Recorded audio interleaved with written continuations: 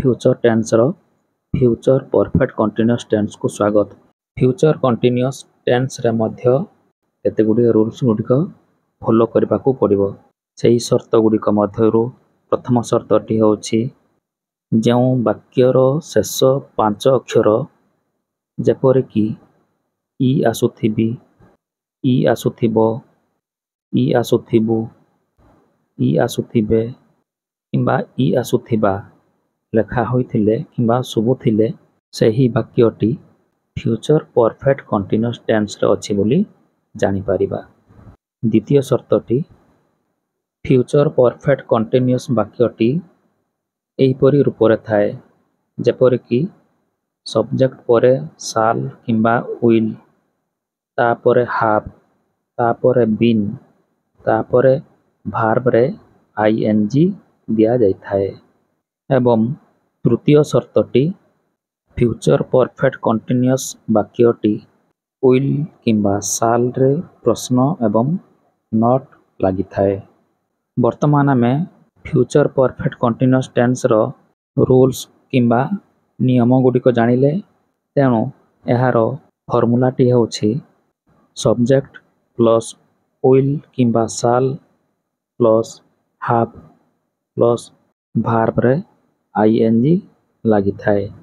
वर्तमान future perfect continuous tense related केते गुडिए ओडिया रे वाक्य गुडिक दिया जाय अछि से गुडिक निजे इंग्राजी रे ट्रांसलेशन करबा पई चेष्टा करिनेबे, किंतु ता पूर्वरु फ्यूचर परफेक्ट कंटीन्यूअस रिलेटेड केते गुडिए एग्जांपल गुडिक देखि नियंतु। जेपरि कि हाथी कदली गुडिक खाई आसुथिबो। फ्रेंड्स, एही वाक्यटीर शेष 5 अक्षर को भल भावरे देखि नियंतु। कोन लेखा जाइछि ना ई आसुथिबो, तेणु करी एही वाक्यटी फ्यूचर परफेक्ट कंटीन्यूअस टेन्स रे अछि। एठारे सब्जेक्ट किए हाथी, भार्ब किए खाइबा, बुझेला। जेहेतु फ्रेंड्स एही वाक्यटी फ्यूचर टेन्स रे अछि तेणु करी सब्जेक्ट परे विल किंबा शाल लागि थाए। सबु बडे मन रखिबा केवल आई किंबा मो पाखर ही शाल लागि थाए, अन्य सब्जेक्ट किंबा पुरुष गुडिकरे विल लागि थाए। तापरे फ्रेंड्स हाव लागि भार्ब रे आईएनजी दिया जाय थाए।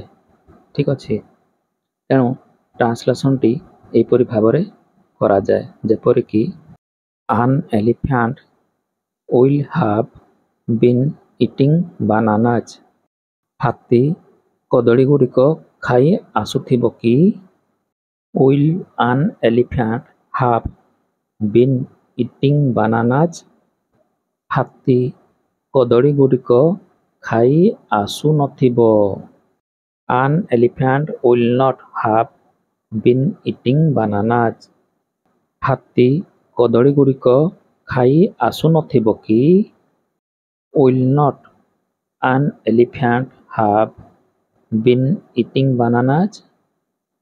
कौन हाथी कदली गुडिक खाई आसु नथिबो कि? What will not an elephant have been eating bananas? हाथी कौन खाई आसुथिबो?